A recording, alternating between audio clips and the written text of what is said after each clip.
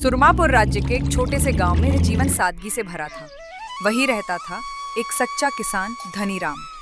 वो ना ज्यादा पढ़ा लिखा था, ना ही अमीर, लेकिन उसके भीतर था मेहनत और सच्चाई का वो दीपक जो हर आंधी के सामने भी टिमटिमाता है। उसका दिन सूरज के उगते ही खेतों में बीजों की देखभाल से शुरू होता और चांद निकलते निकलते थककर मिट्टी पर बैठने तक समाप्त होता। उसके जीवन की असली साथी थी उसकी पत्नी पार्वती, सीधी, सच्ची और उतनी ही परिश्रमी। उस दिन दोनों खेत में बैठे धूप सेक रहे थे जब जीवन का एक हल्का पर प्यारा संवाद हुआ। देखना पार्वती, इस साल हमारी फसल बहुत अच्छी होगी। हाँ, क्योंकि मेरी मेहनत के साथ साथ तेरे खेत की मिट्टी में मेरा पसीना भी मिला है। खेत से लौटते वक्त धूप थोड़ी धीमी हो चली थी। धनीराम और पार्वती थके कदमों से घर लौट रहे थे, लेकिन दिलों में संतोष था। मैं बताना भूल गई, घर में लकड़ियाँ खत्म हो गई हैं। चिंता मत कर, कल सुबह जंगल से लकड़ियाँ ले आऊंगा। उसकी आवाज में थकावट थी, मगर साथ ही जिम्मेदारी का वो सच्चा भाव था जो हर पति अपनी पत्नी के लिए महसूस करता है। अगली सुबह जब अभी धूप ने धरती पर पैर नहीं रखा था, धनीराम कुल्हाड़ी लेकर जंगल की ओर निकल पड़ा। सर्दी की धुंध और पेड़ों की छाया के बीच वो आगे बढ़ता चला गया। पेड़ों के बीच एक ठहराव था।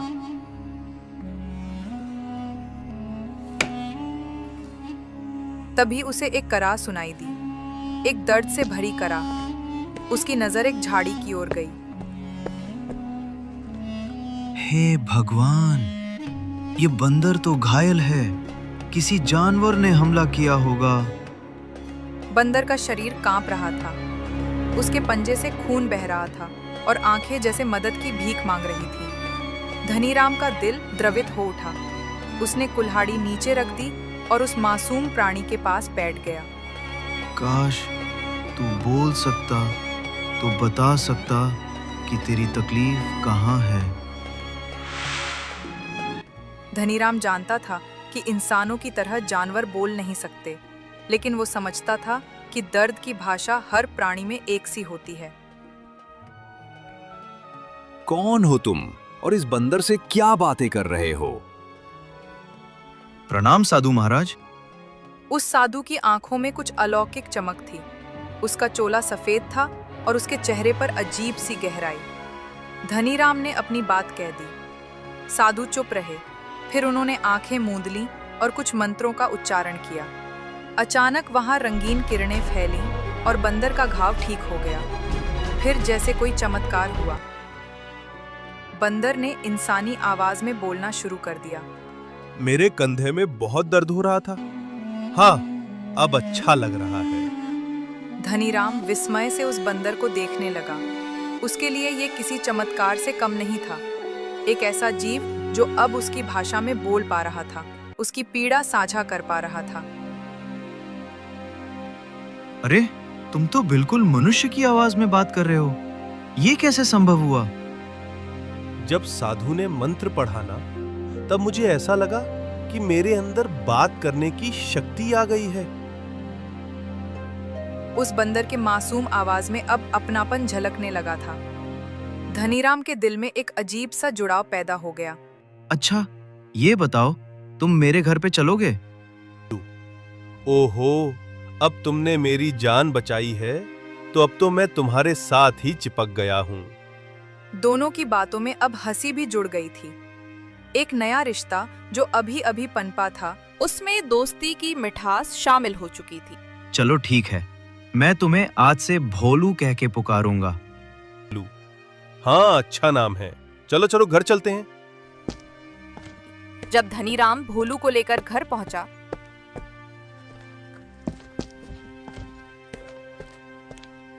पार्वती ने आश्चर्य से उसकी ओर देखा। एक बंदर जो इंसानों की तरह बात करता है, ये कोई सपना सा लग रहा था। अरे, ये जंगल से तुम बंदर को क्यों पकड़ लाए? धनीराम ने पूरे घटनाक्रम को बताया। पार्वती कुछ पल तक अवाक रही, फिर उसने धीरे से भोलू से पूछा, क्या वाकई में तुम बात कर सकते हो? मेरा नाम भोलू है। धनीराम ने मेरी जान बचाई है और अब मैं उसका साथी हूँ। साथी क्या, अब तो मैं तुम्हारे परिवार का हिस्सा हूँ। पार्वती मुस्कुराई और उस मुस्कुराहट में स्वीकृति की एक रेखा थी, एक ऐसा पल जो उनके छोटे से घर में एक नई रोशनी। भोलू अब घर का सदस्य बन चुका था। वो पार्वती के काम में हाथ बटाता, धनीराम के साथ खेत की बातें करता और गांव के लोगों के लिए एक रहस्य बन चुका था। लेकिन नियति का पहिया कभी एक सा नहीं चलता। समय ने करवट ली और लेकर आया एक ऐसा संकट जिसने धनीराम की नींव तक हिला दी। खेतों में सोने सी फसल लहरा रही थी, पर जमींदार के मन में ईर्ष्या और क्रोध की आंधी उठ रही थी। वो अब अपने वर्चस्व को मिटता हुआ देख नहीं पा रहा था।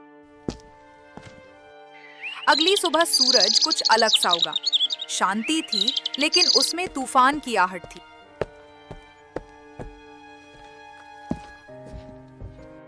जी मालिक, बताए क्या आदेश है? भीमा जल्दी जाओ, धनीराम को हवेली पे बुला के लाओ। ना आए तो घर खींचते हुए ले आओ। जाओ जल्दी। जी मालिक, अभी गया। धनीराम और भोलू खेत में थे, फसल को देखकर मुस्कुरा रहे थे। भोलू देख, जैसे ये फसल गाना गा रही हो, तेरे हाथों की मेहनत में जादू है मित्र। तभी भोलू के कानों में कुछ हलचल सुनाई दी।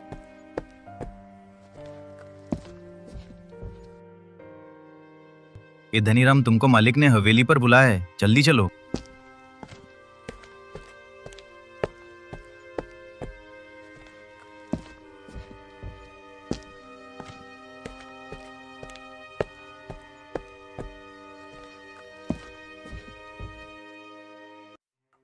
धनीराम, तूने मुझसे पिछले साल बीज और खाद के लिए कर्ज लिया था, अब तक लौटाया नहीं। समझ में आता है या जुबान खुलवाऊं? मालिक, इस साल फसल बहुत अच्छी हुई है। जैसे ही अनाज घर आएगा मैं आपका सारा कर्ज चुका दूंगा। बस 2-4 दिन की मोहलत दे दीजिए। मोहलत? तेरे जैसे किसानों की वजह से ही लोग मेरी बात काटने लगे हैं। मुझे अभी चाहिए पूरा पैसा, नहीं तो खेत मेरे नाम हो जाएगा। मालिक, वो खेत मेरी जान है, वो छिन गया तो मेरी रोटी भी छिन जाएगी।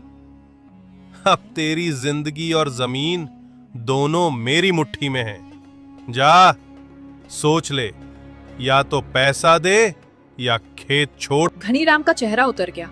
वो एक शब्द बोले बिना वहां से उठ खड़ा हुआ और चुपचाप लौटने लगा, जैसे किसी ने उसके सपनों को पैरों तले रौंद दिया हो। धनीराम भारी मन से जमींदार के घर से लौट रहा था। आंखों में चिंता, माथे पर पसीना और दिल में एक अनकहा डर बैठ गया था। वो धीरे धीरे घर पहुंचा।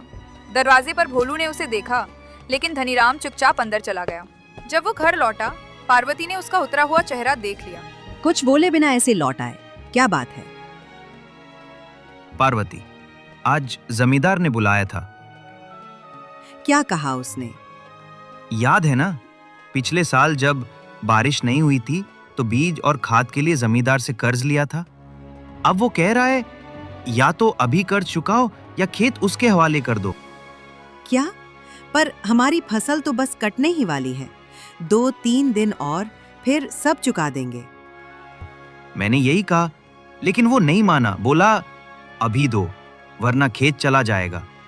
उसकी आंखों में नफरत थी, जैसे मैं कोई इंसान नहीं, बस उसकी जमीन पर रेंगता कीड़ा हूं। वो जानता है कि इस बार हमारी फसल सबसे अच्छी है, तभी डर रहा है। उसकी जमींदारी अब ढीली पड़ रही है। मैं तो यही सोच रहा हूं कि क्या सच में अब सब छिन जाएगा? जब मेहनत सच्ची हो तो डरने की नहीं, लड़ने की जरूरत होती है। खेत सिर्फ जमीन नहीं होता, वो हमारी रगों में बहता है। अगर कोई उसे छीनना चाहे तो हम चुप कैसे रह सकते हैं? लेकिन हम उसके आगे क्या हैं?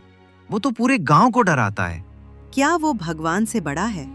देखना, तुम्हारी मेहनत, तुम्हारा सत्य, यही तुम्हारी ढाल बनेंगे। और भोलू है ना हमारे साथ, वो भी कोई आम साथी नहीं है। एक साधारण किसान की चिंता और उसकी पत्नी की दृढ़ता अब सामने आने वाली। अगली सुबह सूरज कुछ अलग सा उगा। शांति थी, लेकिन उसमें तूफान की आहट थी। भीमा, धनीराम के खेत चलना है, उससे कर्जा लेना है। यदि वो नहीं दे रहा तो उसे जान से मारना है। चलो मेरे साथ। कहिए मालिक, खेत में ही खत्म कर दूंगा। ऐसा वार होगा कि सब डर राम जाएंगे। और भोलू खेत में थे, फसल को देखकर मुस्कुरा रहे थे। तभी भोलू के कानों में कुछ हलचल सुनाई दी। वो एक ओर हट गया और तभी झाड़ियों से भीमा और जमींदार प्रकट हुए। भीमा के हाथ में बर्छा था। जैसे ही बर्छा फेंका गया, भोलू ने छलांग लगाई और वो वार अपने शरीर पर ले लिया। भोलू नहीं, ये क्या किया तूने? दोस्ती का मतलब सिर्फ साथ नहीं होता, बलिदान भी राम होता उसकी है। गोद में सिर रखे रोने लगा। जमींदार अविश्वास में खड़ा था। तभी रंगीन प्रकाश के साथ वही साधु प्रकट हुए। जिसने निर्दोष की जान ली, अब उसे न्याय से कोई नहीं बचा सकता। साधु की आंखों से निकली किरणें जमींदार और भीमा पर पड़ी और अगले ही पल वे दोनों आग की लपटों में घिर गए। गांव वाले आश्चर्य में थे और उनके मुंह से निकला, ये बंदर नहीं, देवता था। कुछ दिन बाद धनीराम ने उसी खेत में एक पौधा लगाया, साथी वृक्ष। आज भी जब हवा चलती है तो लगता है जैसे वो भोलू की आवाज है जो कह रही हो, मित्रता अमर है।